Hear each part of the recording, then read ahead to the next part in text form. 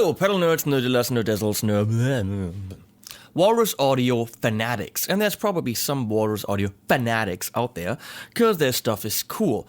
Not every pedal is everybody's cup of tea, but it cannot be. That rhymes. I was surprised that some people said, I really like the Mayflower, but I really don't like the Voyager. Because for me, those pedals, for some reason, are close together, but maybe this is how I think. But it could totally be a wrong impression that I have. And if you're wondering, what the fuck is he wearing? Yes, exactly. I decided because half of the Jupiter, that's the French for Le Jupiter fuzz, is yellow, that I'm gonna go all the way yellow. Yes, I do have yellow pants because I messed up in the head. So, the Jupiter fuzz.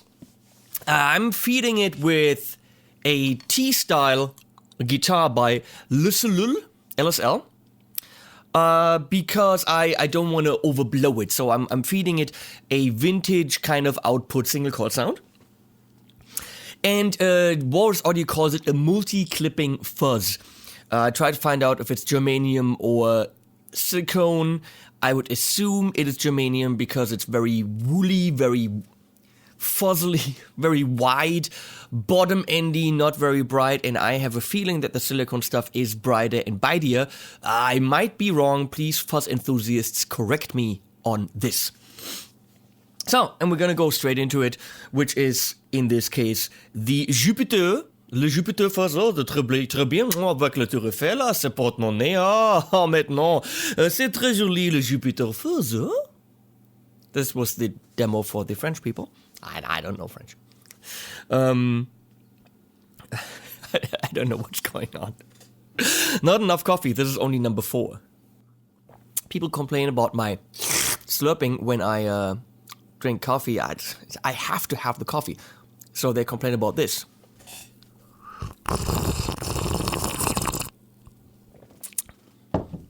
Well, it's here. I'm going with this LSL into the Jupiter, then the Le Sur Badger, also 18. 18 is D-Sweet? No, D-Sweet. Maybe. The Badger 18, which is going into the 2-note Torpedo Studio with 2 412s left and right, just mic'd with a different microphone. Which is, I think, an SM57 kind of mic, and a ribbon on the right for a little bit of stereoness. In the effects loop, I've got a bellwether and a descent. I might turn on the bellwether just because I can. So we're gonna go left mode. It's got 3 modes. Mode 1, Mode 2, Mode 3 from left to right.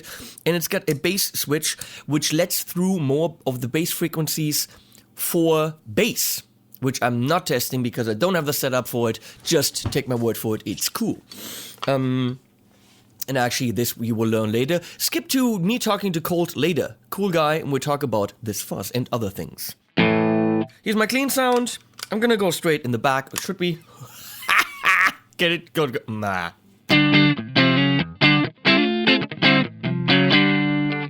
The front is the back because this is how this guitar is wired. I always try to get it lean and clean for the fuzz sound, because if your sound is already muddy, So, gonna go 9 o'clock on the fuzz dial, and so again, this bass switch is not gonna do too much for guitar.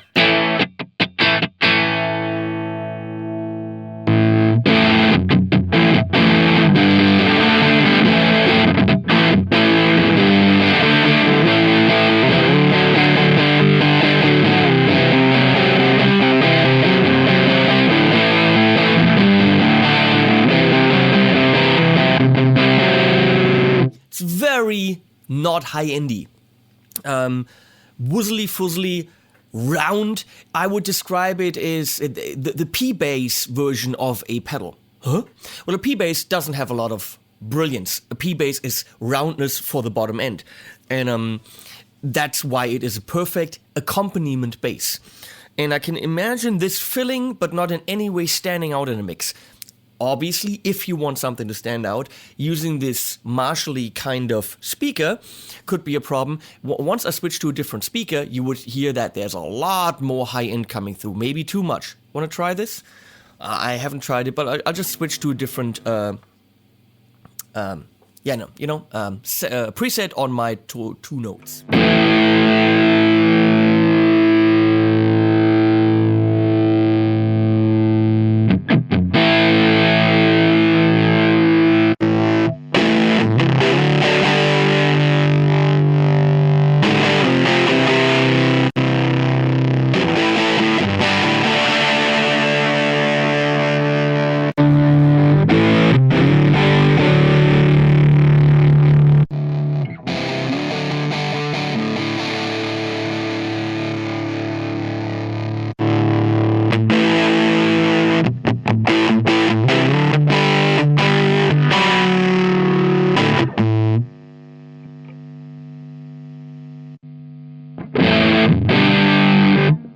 So you can clearly hear that different speakers make a huge difference, and obviously I cannot cover every speaker with every combination in a video. For this, having a speaker that is brighter might benefit your sound. No, this is kind of nice.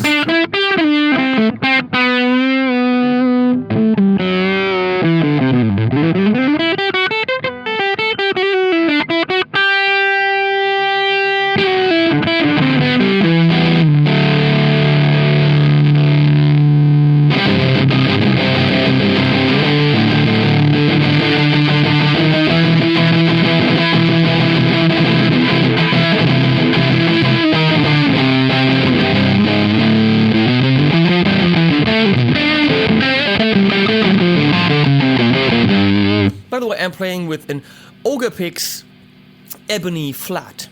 Ebony Flat Ogre Pick.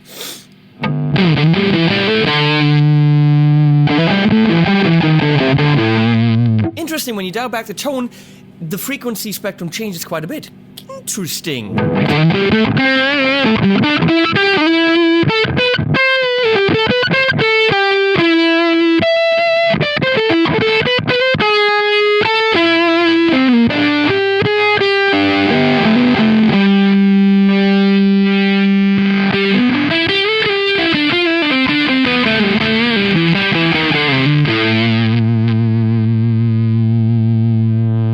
Okay, let's explore mode number 2.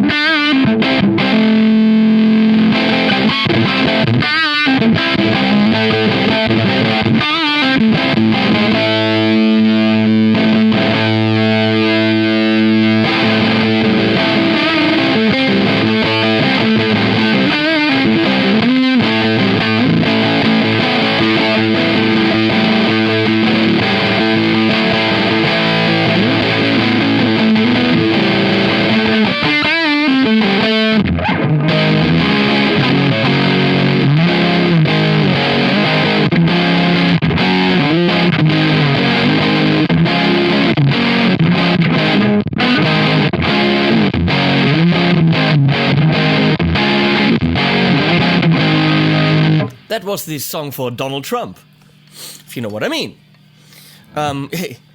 Hey, I'm dressed like his hair.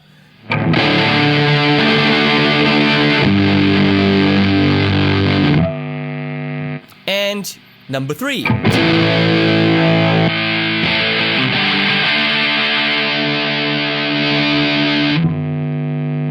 Tone on number 2 first.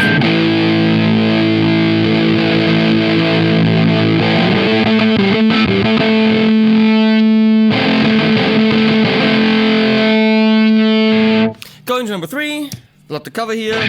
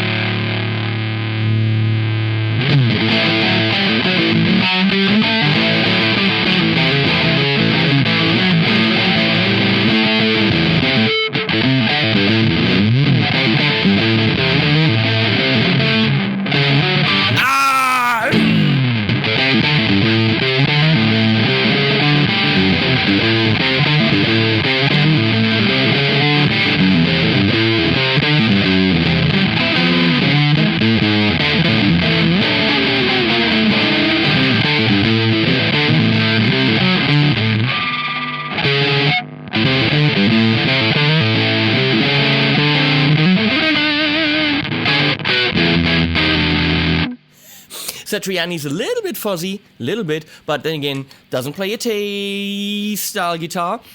And not quite that fuzzy. But I like in recent years, his tone has somewhere in the middle, like of his career, not frequency spectrum, changed into a little bit of a fuzzy thing, which was different, and now switched back slightly from the fuzzy again. Interesting. I mean, someone who evolves. Weird. I could make cracks about evolution and stuff, but I'm not gonna.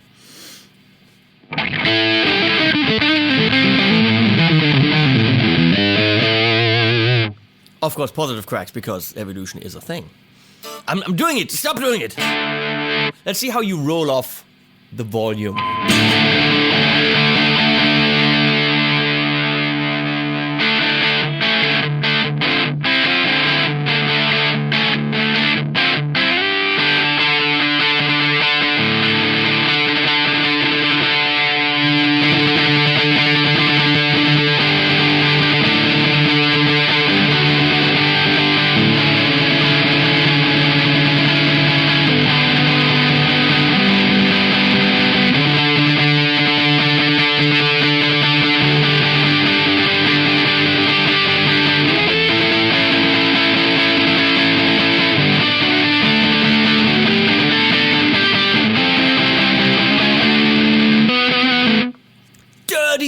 All around.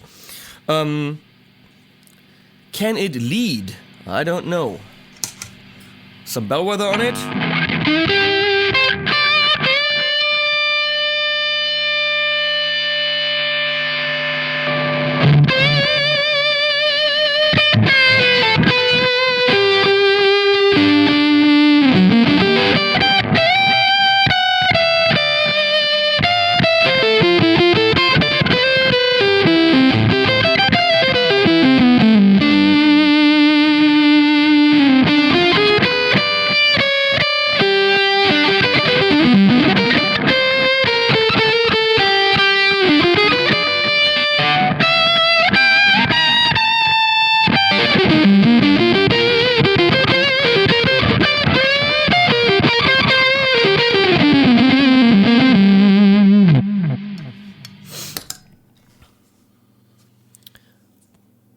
Little bit broken, little bit broken sound.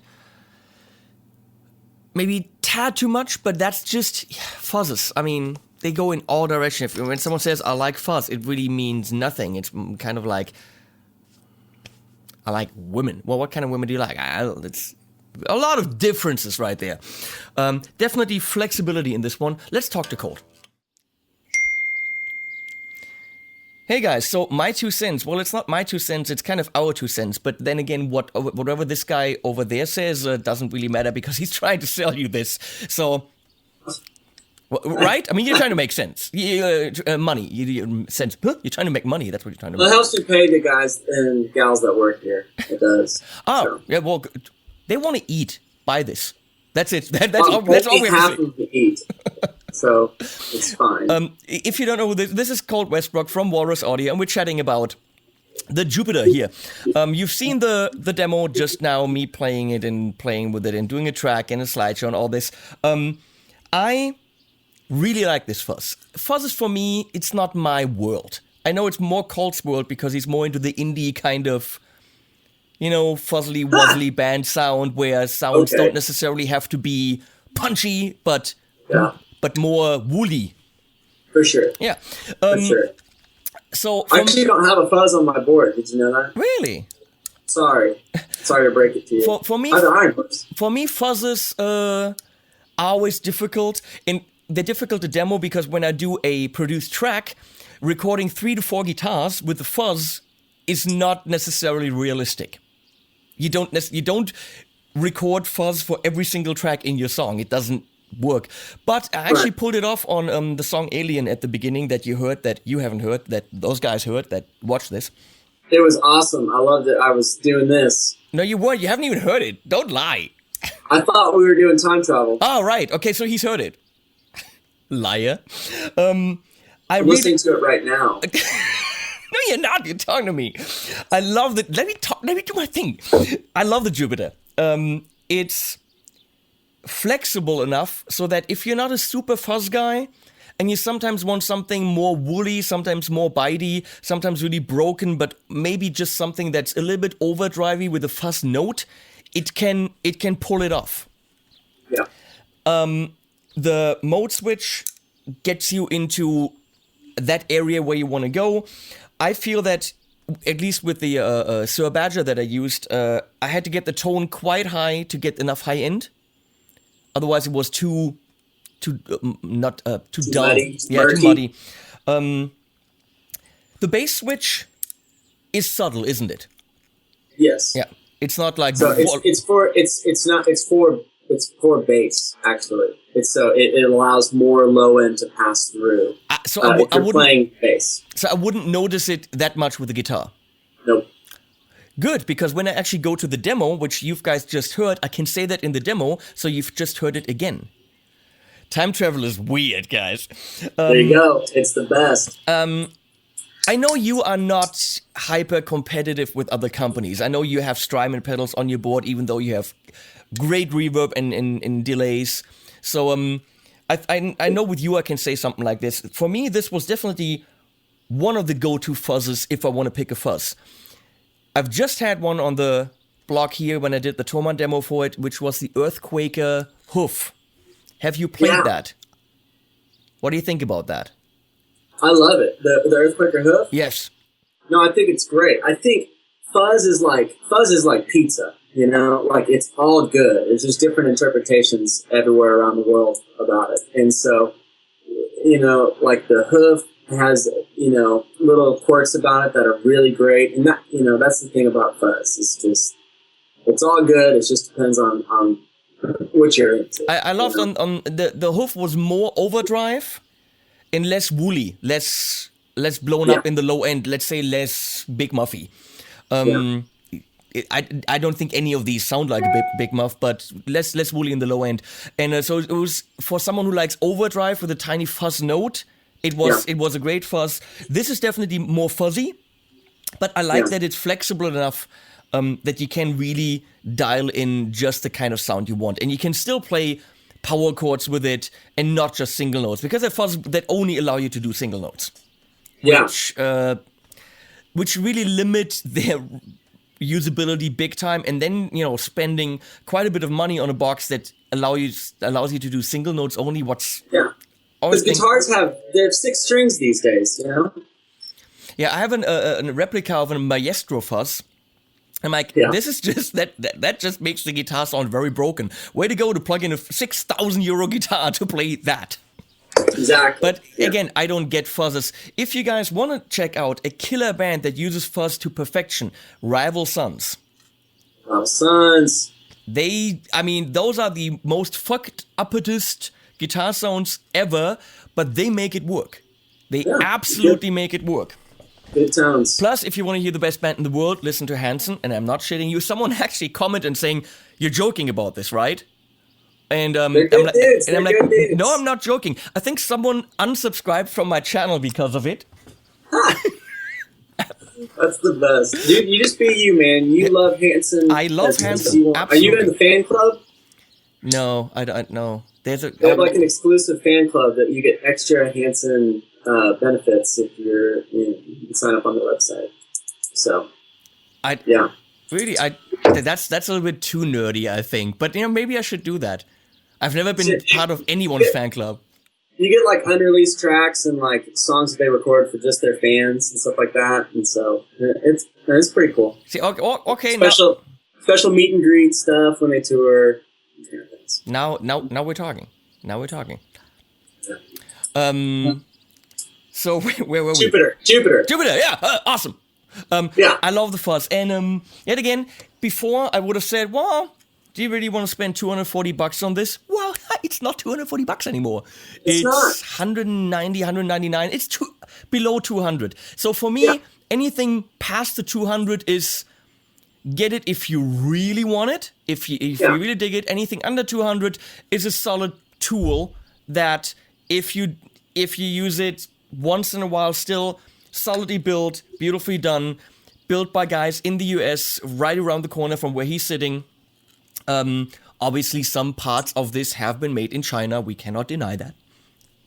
You can't They make good little parts. Yeah, you can't buy anything that's completely made in the Western world. It's completely impossible, I think. No one that you love. You know what? I'm going to have this discussion with you right now because I've already watched about 30 minutes of a Fuzz review. So let's talk about this. We all talk about what pedals are worth and how much they are, and obviously you make your money with it and you have to support. How many people work for you? There's about 10 people here. 10 so about people? seven are full-time, about 3 are part-time. Yeah. Holy crap. So obviously something like this, $200, and we ask ourselves, well, there's a couple of parts in there. I mean, the parts of this maybe, I don't know, maybe $20, maybe 30, depending on how high the quality is. But it's technically not a very expensive thing to do. It's an aluminum box with a couple of knobs and transistors and whatever. And the other day, I had to buy a new printer. Yep. And it's a Canon, and I bought it with 8 sets of 6 ink cartridges, so I have ink cartridges for the rest of my life. And so this printer comes in the big box, obviously much more shipping. This is a big piece of plastic with a lot of movable parts, circuit board, USB. I mean, there's a lot more in there than in here. The printer and all the cartridges were $65. So then you know, someone like me that deals with pedals all day asks themselves, why is this $200 when a printer that, again, has movable parts and plastic and metal and circuit boards and way more complicated of a product than this is so much cheaper? Yeah. Why is that? I have never been asked why is my printer cheaper than my Fuzz pedal, but I am happy to take it on. Okay. A lot of it's just... a lot of it is just how it's made, how many are made, where it's made. Obviously, your printer is probably made overseas in Asia, which allows them to be globally competitive with the price to price it for under $200. And that's why you see a lot of like great fuzz pedals or great guitar pedals there are plenty that are under 100 that sound really great. And it's because it's being manufactured overseas with the price of labor overseas, which is highly competitive to what it is here in the United States. And so, like the Nobles, like all the Noble stuff, like the ODR, and all that stuff, like it's a drive that's $100, and it sounds amazing. You know, people use it professionally, I mean that's one of the main things. That's the big banner over it is just overseas parts and production are way more competitive. But I also think the numbers definitely matter because you don't and the make numbers to scale. They're selling hundreds of thousands of those printers, and we are not selling hundreds of thousands of Jupiter Fuzz this year. You wish. Just wait. Yeah, this is definitely a niche product, and obviously that is a very, very different thing. I mean, if you have someone unboxing a Canon printer and looking at the new printer, they'll get millions of clicks. The biggest channel doing gear demos has 300,000 subscribers. I mean, I will get a few thousand clicks, hopefully, guys. Click. But we know this is a different market. I just had to ask because people always say there is not so much to a pedal. Why are they expensive? And you cannot just say the raw parts are inexpensive and therefore the product has to be inexpensive. Right. It's not.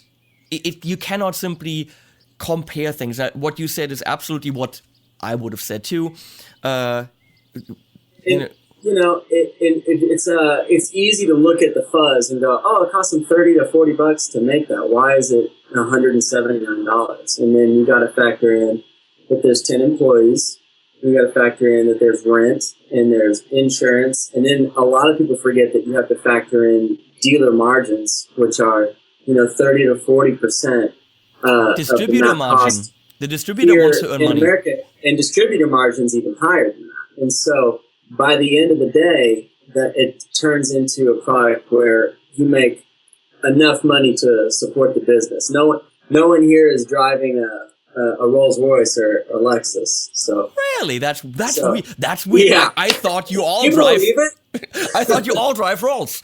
Right, I drive my wife's car from high school. So yeah. No, and you know what? When the question is why should we buy something like this from the US when COLT just said, well, you can get China or Asian-made pedals for cheaper and they're great. I just sold pedals for you guys. No, it's so subjective, and we demonize overseas production, but I think there's a lot of companies where they're doing it. You could do overseas production and really save money and do it pretty miserably, or you could do overseas production and do it with integrity, with great parts and great partners, and end up having a fantastic product. We build in the United States, but we have friends that build overseas that do it really well and compete globally. But I know that there's a lot of guitar players that simply will spend the extra money because they like your business. They like you. Guys really follow them on Facebook, watch their silly videos, their video production. They have bands at the shop, which is a killer series, very well done, great bands, well produced, well filmed.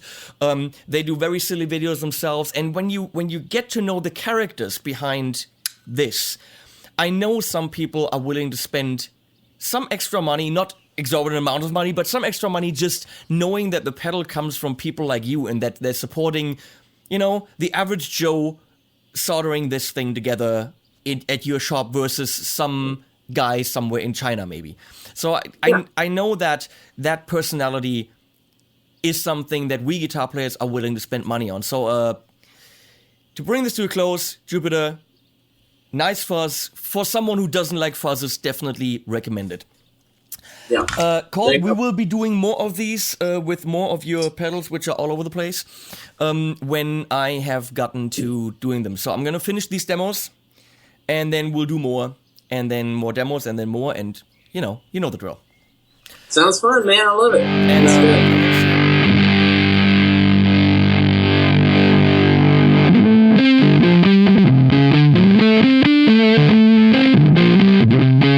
As I said, before I talk to COLT, the Jupiter Fuzz is very flexible, absolutely is. We know why it costs that much. Is it really that much? It highly depends. Obviously, for an aluminum box with some stuff in it, it's quite a bit of money, but all the other aluminum boxes with some stuff in it cost that much, for reasons that COLT gave you. Again, I love the design, I love the packaging, love the people who make it, which for me is a big, big thing. It is flexible enough to get me a lot of those fuzz sounds that can be helpful when you need them, but I'm not super dying to have those. I would like it to be a little bit more overdrive fuzzish than woolly fuzzish, but we all like what we like, okay? Now I can finally get out of these yellow clothes again and edit this video. Thanks for watching, guys. Jupiter Fuzz, Walrus Audio, way to go, Walrus people.